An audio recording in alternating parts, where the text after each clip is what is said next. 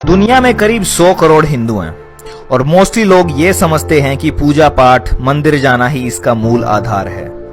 दूसरे धर्म के लोग भी इसके बारे में यही समझते हैं, पर जो असली हिंदू होगा ना, असली सनातनी होगा, जो इसकी साइंस को जानता होगा, वो ऐसा बिल्कुल नहीं कहेगा।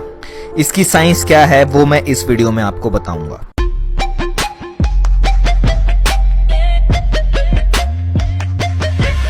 इसकी साइंस इतनी गहरी है कि दुनिया भर के बड़े बड़े क्वांटम फिजिसिस्ट, मॉडर्न साइंटिस्ट ने हिंदुइज्म के वेद उपनिषद पढ़े हैं, अध्ययन किया है, जिसमें एल्बर्ट आइंस्टाइन से लेके Niels Bohr, Erwin Schrödinger, Werner Heisenberg और निकोला टेस्ला का नाम भी आता है।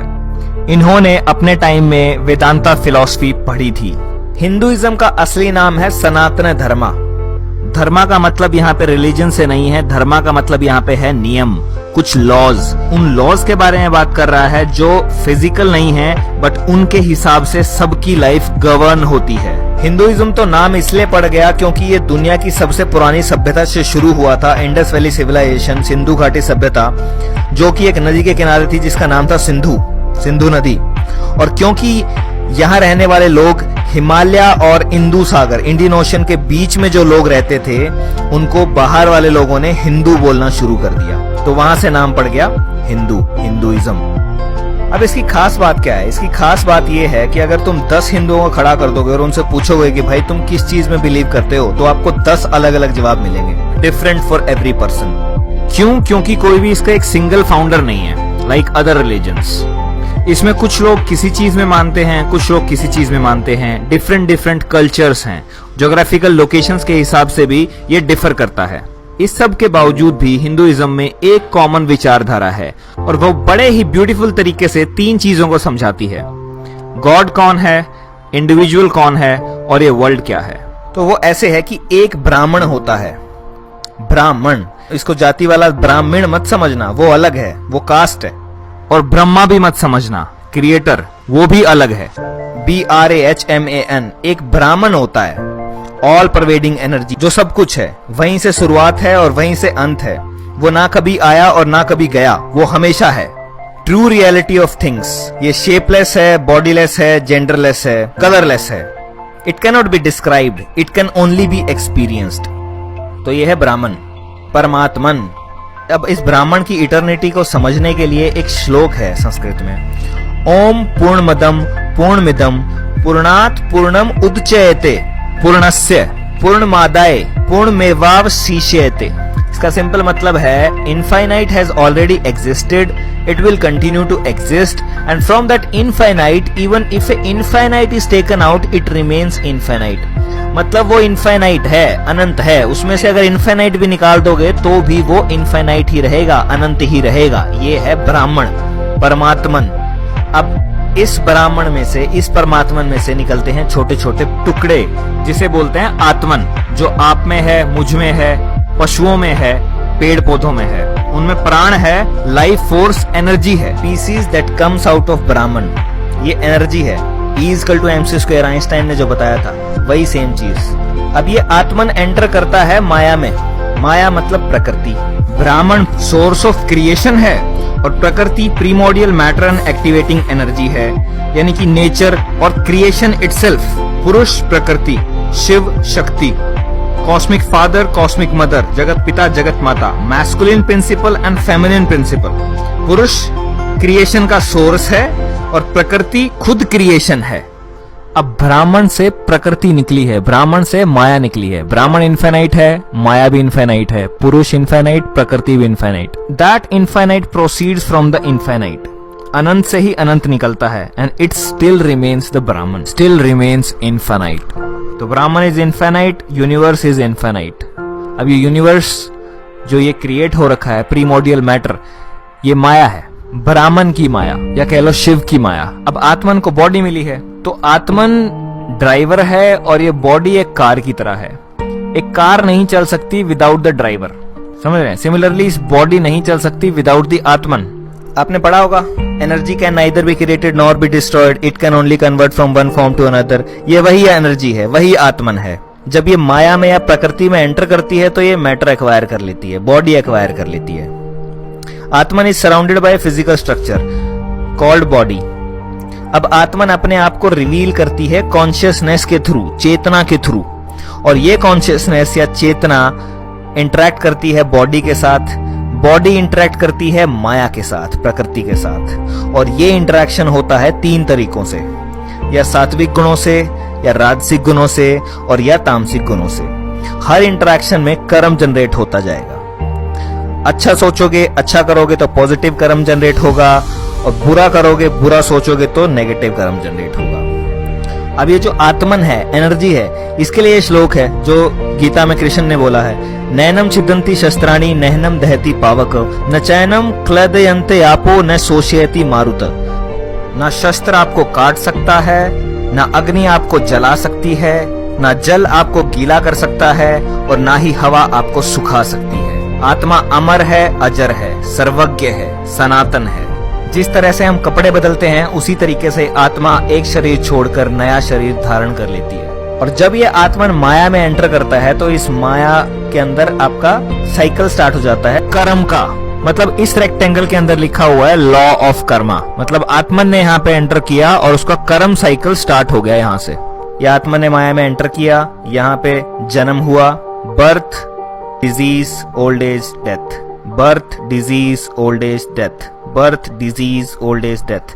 ये चलता रहेगा, चलता रहेगा, चलता रहेगा, चलता रहेगा। बार बार जन्म होता रहेगा, बार बार मरते रहेंगे, बार बार जन्म होता रहेगा, मरते रहेंगे। ये इसकी कोर फिलोसफी है। अब जिस तरीके से फेसबुक के सर्वर होते हैं, वो सब कुछ रिकॉर्ड करते हैं कि कहाँ से आया, कितने बजे आया, क्या क्लिक किया, क्या लाइक किया, क्या कमेंट किया, क्या लाइक करके अनलाइक किया, ये सारी चीजें वो जैसे वो रिकॉर्ड करता है। इसी तरीके से माया में इनविजिबल सर्वर्स लगे होते हैं जो हर चीज को नोट कर रहे हैं कॉस्मिक रजिस्टर्स में।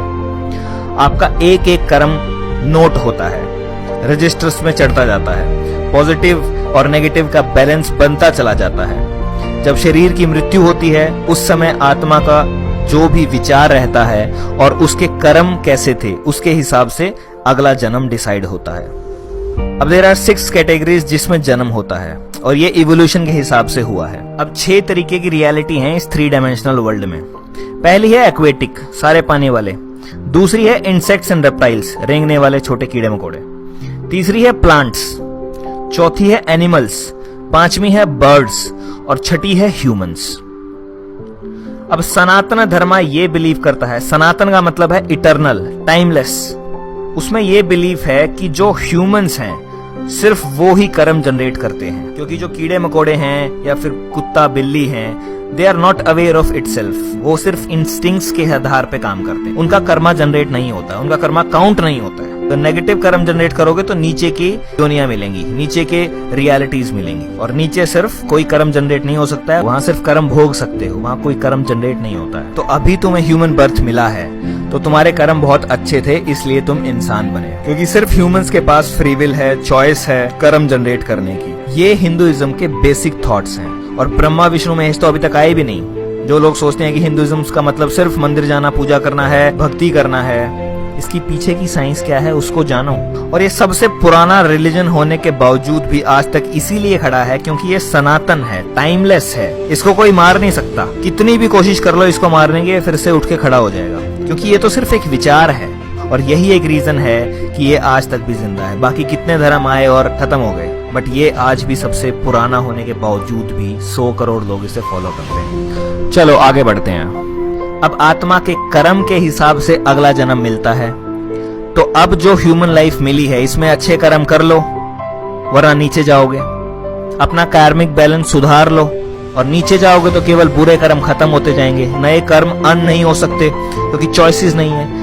और अगर आत्मा के कर्म अच्छे हैं तो आपको ये सेंट्रल फिलॉसफी समझ में आएगी। तो कुछ नॉलेज एक्वायर करने के बाद और कुछ स्क्रिप्चर्स पढ़ने के बाद आपको ये समझ में आएगा कि आप एक साइकिल में फंस गए हैं, आपकी डेस्टिनी कहाँ है। तब आप पूरी पावर लगाएंगे इस साइकिल से बाहर निकलने के लिए और अल्टीमेटली मोक्ष अटेन करने के लिए। और मोक्ष सिर्फ मरने के बाद अटेन नहीं होता है, मोक्ष यहाँ रहते रहते मिल जाता है। जब आप ये अच्छे कर्म और बुरे कर्मों से ऊपर उठ जाते हैं, निष्काम कर्म करने लग जाते हैं, तो आपको यहाँ रहते रहते मोक्ष मिल जाता है। आपको ये रियलाइजेशन हो जाता है कि आप आत्मा हैं, और ये रियलाइजेशन हो जाता है कि आत्मा ही परमात्मा है। अद्वैत वेदांता के अकॉर्डिंग तत्त्वम असि, दैट दो आर्ट, मतलब आत्मन इज ब्राह्मण आत्मा ही परमात्मा है, उसी का हिस्सा तो है, वही तो है। और मोक्ष अगर मिल गया तो आप वापस चले जाएंगे ब्राह्मण के पास, जहां से आप आए थे, परमात्मन के पास, which is the reality of all human beings. But हर कोई इस चीज के लिए अवेयर नहीं हो सकता। जो अवेयर नहीं हो सकता उनके लिए endless cycle of birth death चलता रहेगा। अब ये क्यों हो रहा है? बिकॉज दिस संसार, this world is a Maya, temporary material reality which confuses आत्मन। ये माया आत्मा को कंफ्यूज कर देती है, और ये टेम्परेरी मटेरियल रियलिटी है, ये सच्चाई नहीं है। माया का मतलब है दैट विच इज नॉट, जो है ही नहीं। और जो लोग इसे नहीं समझ पाते वो राजसिक और तामसिक कर्मों में बंध जाते हैं और अल्टीमेटली कोई मुक्ति नहीं मिलती उन्हें। अब एक तरफ तो ये चल रहा है, दूसरी तरफ ये यूनिवर्स खुद से क्रिएट होता है, नर्चर होता है और डिस्ट्रॉय होता है। This has been discovered by 21st century scientist. Big bang, universe expansion and then big crunch. But ये नॉलेज तो हिंदुओं ने 10,000 साल पहले निकाल दी थी कि यूनिवर्स क्रिएट होगा, एक्सपैंड होगा और अल्टीमेटली डिस्ट्रॉय हो जाएगा, अगेन क्रिएट होगा, एक्सपैंड होगा और अल्टीमेटली कोलैप्स हो जाएगा। माया हिस्सा है इस यूनिवर्स के बनने, बढ़ने और बिगड़ने का। संसार, माया, जो इस ब्रह्मांड के अंदर है, वो 4 साइकिल्स के अंदर चल रहा है। सतयुग, त्रेता युग, द्वापर युग, कलयुग, जिसकी रेशो 4:3:2:1 की है, कि जितना टाइम कलयुग का लगेगा उससे 4 गुना सतयुग का होगा, 3 गुना त्रेता का होगा और 2 गुना द्वापर का होगा। अब ये चक्रियां चल रही हैं, इन चक्रियों के अंदर आत्मन की चक्रियां चल रही हैं, लाइफ एंड डेथ की, life and death, life and death, life and death. तो 2 चीज कंटिन्यूअसली इसके अंदर साथ के साथ चल रही हैं। बड़ा युगा साइकिल चल रहा है, यूनिवर्स बन रहा है, बढ़ रहा है, बिगड़ रहा है, और साथ के साथ माया के अंदर आत्मन के साइकिल चल रहे हैं। एक और अच्छी इंफॉर्मेशन मैं आपको दे देता हूँ कि 2012 में ये कलयुगा खत्म हो चुका है और हम दोबारा से द्वापर, त्रेता और सतयुग की तरफ जा रहे हैं। और जो ये टाइम है 2012 से 2032 का, ये अवेकनिंग का टाइम है, जिसके अंदर इस प्लैनेट के ऊपर कॉन्शियसनेस के अंदर बहुत तगड़ा शिफ्ट आ रहा है, जिसकी वजह से लोग अवेक हो रहे हैं और लोग रियलाइज कर पा रहे हैं कि वो एक्चुअली में क्या है, आत्मन है। सब आत्मन हैं और सब एक हैं। चाहे आप किसी भी धर्म को मानने वाले हों, बट अल्टीमेटली हम सब एक हैं। यही एक रीजन है कि कभी भी हिंदुइज्म ने किसी को कन्वर्ट नहीं किया, क्योंकि वो जानते थे कन्वर्ट क्या करना, सब एक ही तो है। चाहे वो माने किसी भी चीज को, बट ट्रुथ को चेंज नहीं किया जा सकता, वो एक ही है। तो सिंपली ये बोल रहा है कि आपकी लाइफ आपके कर्म पे डिपेंड करती है, जैसे कर्म करोगे उसके हिसाब से आपको रिजल्ट मिल जाएंगे। अब इस कंसेप्ट के सिमिलर टर्म्स पे एक मूवी बनी है जिसका नाम है मैट्रिक्स, जिसने इस रियलिटी को ही क्वेश्चन कर दिया कि रियल क्या है, जिसके अंदर नियो, जिसका मतलब है 1, NEO, मॉर्फियस नियो को यही समझा रहा है पूरी मूवी में कि तुम एक एंडलेस साइकिल के अंदर फंस गए हो, तुम मैट्रिक्स में फंस गए हो, माया में फंस गए हो और इस साइकिल से निकलना है। तो जब नियो एनलाइटनमेंट अचीव करता है, वो गोलियों को रोक देता है अपनी तरफ आते हुए, सब कुछ कर देता है, वो पता नहीं ऐसी ऐसी चीजें कर देता है जो ह्यूमनली पॉसिबल ही नहीं है, जो या तो कृष्णा ने अपने टाइम में की थी या राम ने अपने टाइम में की थी। और इस कंसेप्ट को समझने के बाद जब आप वो मैट्रिक्स मूवी देखेंगे तो आपको और क्लियरली समझ में आएगा कि ये कंसेप्ट भी और वो मूवी भी। तो एक संस्कृत में सेइंग है, ब्राह्मण सत्य जगत मिथ्या, means Brahman is real and this world which you experience through your senses is just myth। तो जिस दिन आपको ये आत्मा का बोध हो गया, उस दिन आपको मोक्ष अटेन हो गया, आपके ये सारे के सारे भ्रम टूट जाएंगे और आप समझ जाओगे कि आपके अंदर ही है वो ब्राह्मण, आपके अंदर ही है वो परमात्मन। अहम ब्रह्मास्मि जो सिखाया जाता है वो यही है कि तुम ही हो ब्राह्मण, तुम्हारे अंदर ही है सब कुछ, उसे कहाँ बाहर ढूंढ रहे हो, बाहर नहीं मिलेगा, वो अंदर ही मिलेगा। तो इसकी समरी क्या है? इसकी समरी है that you are a spiritual being having a temporary human experience here on earth. मतलब आप एक स्पिरिचुअल बीइंग हैं और टेम्परेरली इस धरती पे एक इंसानी रूप में अपने जीवन को जी रहे हैं। आप किसी रेस के नहीं हो, किसी देश के नहीं हो, किसी भेष के नहीं हो, you are just a part of that Brahman. अब मैं चाहता हूं कि आप हर किसी को जगाएं, हर किसी के साथ इस वीडियो को शेयर करें, और आपको क्या लगता है इस वीडियो के बारे में और इस फिलॉसफी के बारे में प्लीज कमेंट करके मुझे बताएं।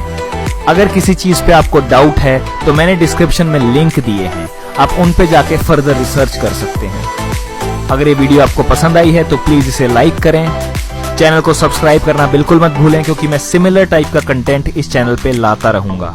और सोए हुए लोगों को जगाता रहूंगा।